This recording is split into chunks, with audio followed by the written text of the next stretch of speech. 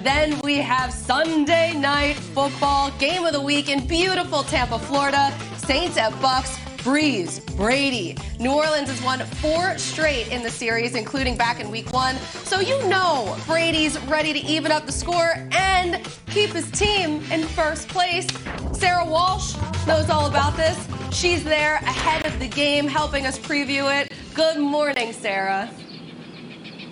Good morning, Colleen. At 43 years old, Tom Brady is going to experience a first when he steps on the field Sunday night. For the first time in his career, he will have 3 Pro Bowl wide receivers on his roster. Chris Godwin will be coming back from that broken index finger. Mike Evans, who has been battling an ankle injury, tells us he's 100% now.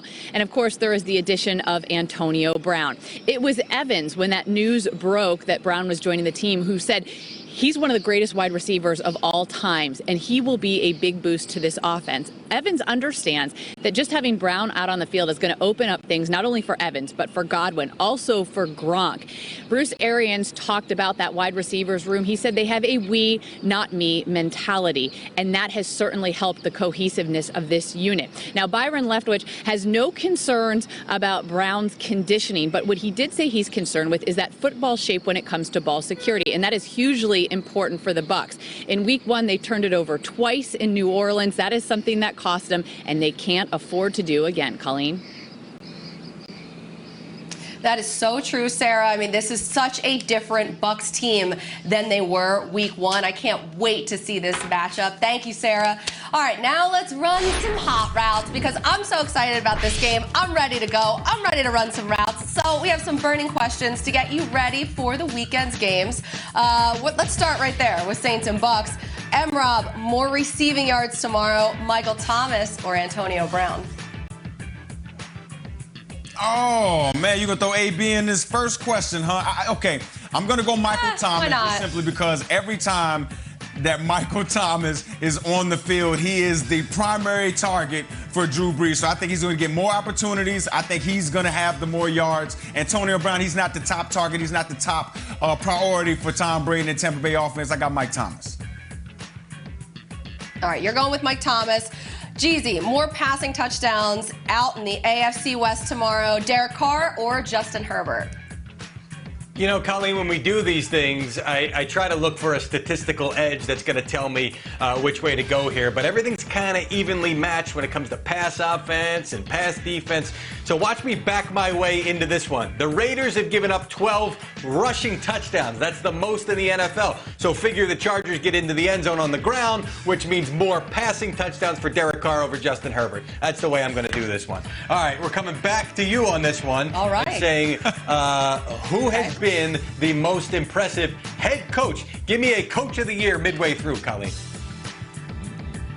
Okay, so I feel like the obvious answer is Mike Tomlin because the Steelers are 7-0. But I've been really impressed with Brian Flores and what he's doing with this Miami Dolphins team. The defense looks really good. They have the #1 scoring defense in the league. And why is that so impressive? I mean, just in and of itself, it is impressive. But last year, they were allowing 31 points per game. Now, 18.6. They went from worst to first. This is a team that has 13 takeaways, at least 1 in every game.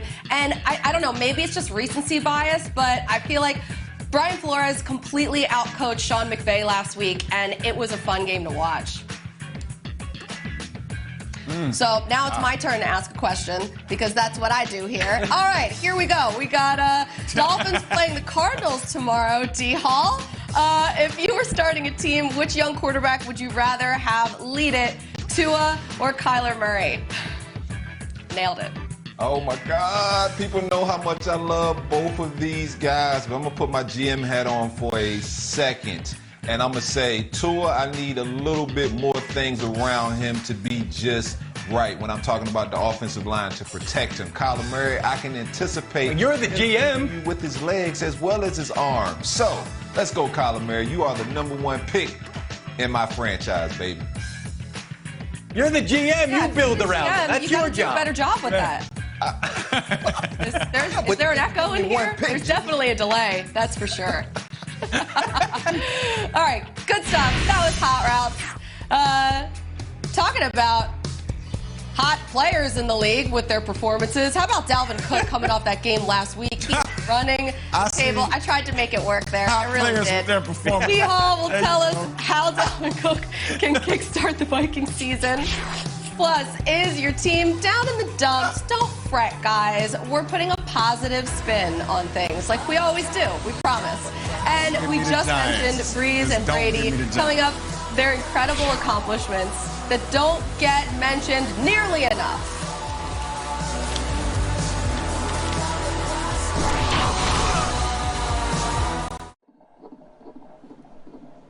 Every morning at 4:30, you hear the cooks hop on the floor. It's hard times in the mill, my love, hard times in the mill.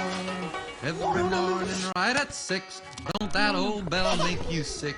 Hard times in the mill, my love, hard times.